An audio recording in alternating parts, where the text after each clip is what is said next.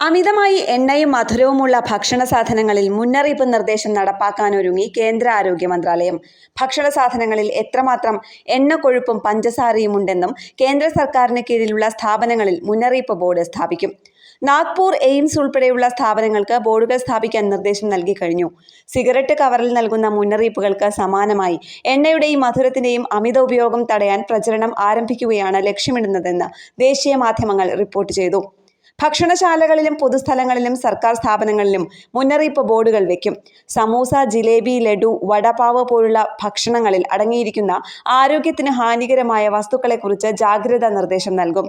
ഇന്നത്തെ കാലത്തെ പുകയിലയാണ് പഞ്ചസാരയും കൊഴുപ്പും.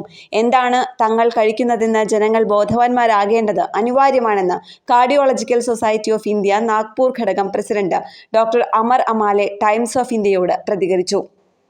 ന്യൂസ് ഡെസ്ക് കേരള പ്രണാമം.